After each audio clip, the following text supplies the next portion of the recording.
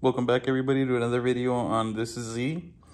In the last one, we took everything out of this car, engine, transmission, and in today's video, we're gonna be taking apart what we can to get ready for whatever engine we actually end up getting, whether it's a J30 VG or Z32 VG, but whichever one it is, it's pretty much the same minus a few little things that they need to get switched over. But yeah, we're gonna take the transmission out, clutch off, the turbos, exhaust manifolds, and then maybe if I get to it, a lot of the timing stuff. But I wanted to take this apart to see what actually happened internally, because I can flash my camera in there and see that all I see is the top of the piston. I don't see any damage, but maybe once I take the heads off, I could see something. Maybe I could do that for another video, but for sure, we're going to take everything apart, and hopefully within this time, I could end up finding another engine.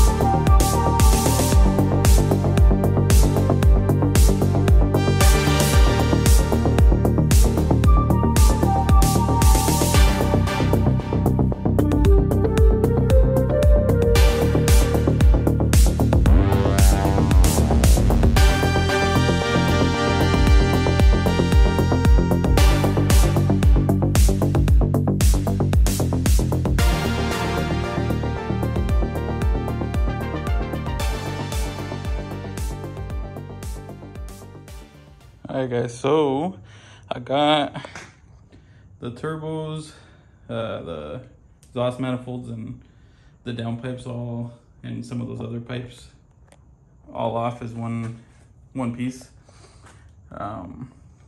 Pretty easy. I wanted to stop real quick so I could show you guys one thing that you have to do when you're doing this. When you're going with these turbos, these are were they JM turbos? I have to go back and look at what the name was. I think it's actually on the turbo too, but anyways, these are aftermarket turbos that they're T28s, and when you're using these, you got to cut this part of the motor mount out on the what would this be, on the passenger side. Cut that section out so that the turbo clears right there. And then what I had just noticed when I was taking it off was that the wastegate rod was hitting right here, maybe by the smallest amount. Doesn't really look, oh yeah, you can kind of see it right there, the smallest amount. Maybe I can grind this down a little bit or something just so that it doesn't touch anymore. But anyways, that's one of the things you have to do to use these turbos. You got to cut this mount. And it's been, I mean, I only drove it for a month or like 2 months, but it was fine. There's nothing wrong with like the structural, and what would you call it? The structural integrity of the mount bracket. Nothing's wrong with it. You just have to cut that section out. It's pretty big. It's a pretty big piece of metal, so it's fine if you cut it out. Let's see. This side, you don't have to cut anything. So you can see there, everything looks fine. You can see how this side looks. You have to cut this piece out. But yeah, one thing that I really wanted to, I mean, besides that mount bracket that you're supposed to cut out, that I wanted to talk about, that I thought was pretty funny and interesting. When I put this all together, I remember doing it on a Sunday and needing to get the flywheel resurfaced, and nobody was open or something. It might have been a Sunday, might have been another day, but I just remember that nobody was available to resurface the flywheel. So I really just wanted to get it together and in the car. I ended up using a grinder and grinding this, and then grinding the pressure plate. It looks like shit, but it worked perfectly fine, which is crazy. It didn't vibrate when or like what would you call it? What do you call it? Like chatter when you let off the clutch. There was no vibrations, no weird noises or anything. And I mean, it held up to the power perfectly fine and never slipped at all, which is pretty amazing considering, you know, anybody else will probably give me shit about doing it, but it worked, you know? So anyways, I thought that was funny. So I guess we'll just keep on going and start taking off. I'll end up taking this. I'm gonna keep this exactly how it was because it worked.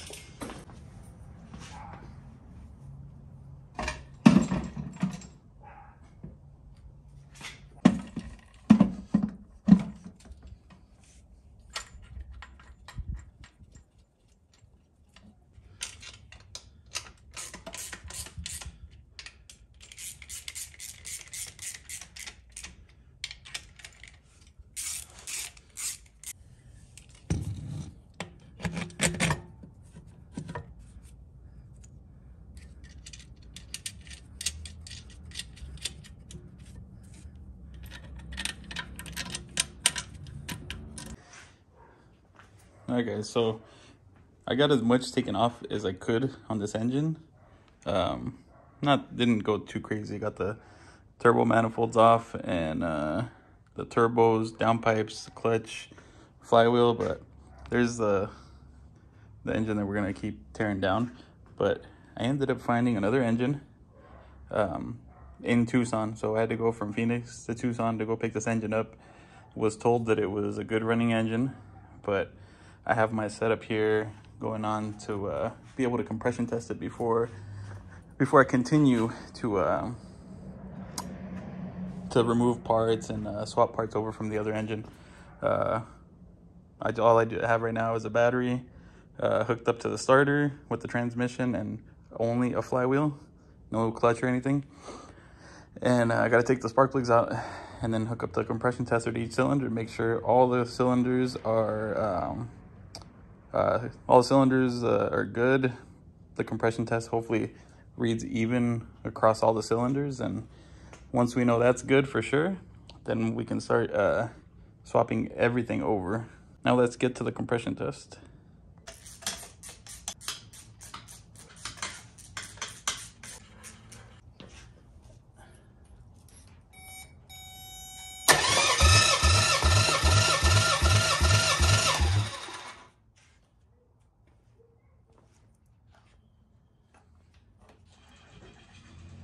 First cylinder, oh shit, 180.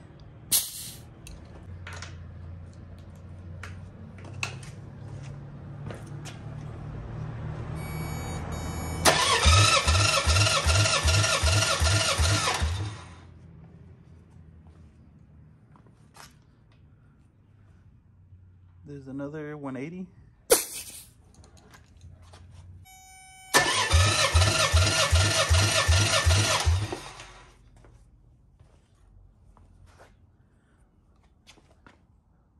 All right, so that one's like 200, almost 210. Also did put oil in the cylinders like the day that I got the engine. That could be it. That could be why that's so high. Let's keep going on to the other bank.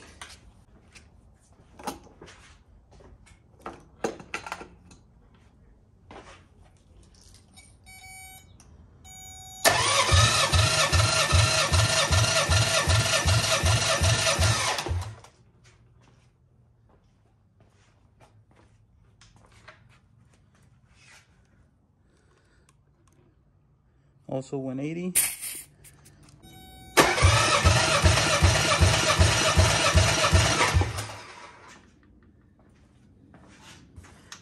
Okay, that one, it's like 165, 170. And the last cylinder. Let's see. As long as we got something, we're okay.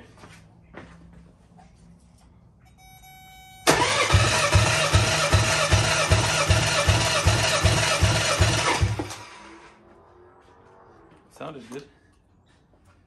So it's about the same. About like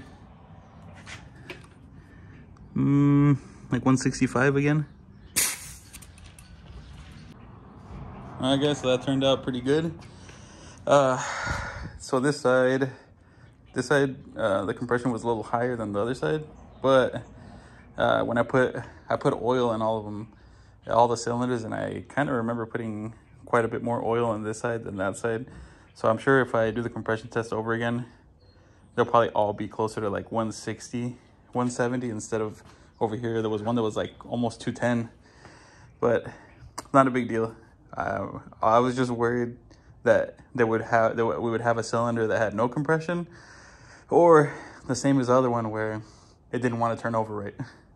So this is good. It turns over fine.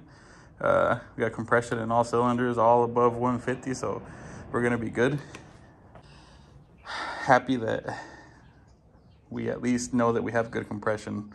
Let's hope that all the bearings in the bottom end are fine, which I'm sure I'll end up checking beforehand, since I got to take the oil pan off to swap over the twin turbo one, or whatever I end up doing, because the pan that's on this motor is a twin turbo one. It leaks oil, so I either got to get that one fixed, or I got to take this one off and have the drain tubes put in, welded on. But anyways, I'm happy that the compression test turned out good. So now we can keep going on with this. Pull the transmission off, get this engine on the engine stand, and start getting this one ready. All right guys, so I got the engine on the engine stand, and that's probably gonna be it for this video.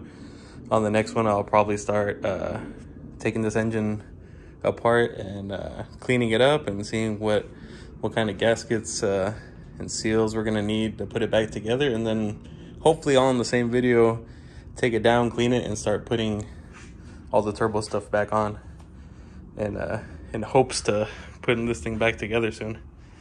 But anyways guys, that's gonna be it for this one. See you on the next one. Peace.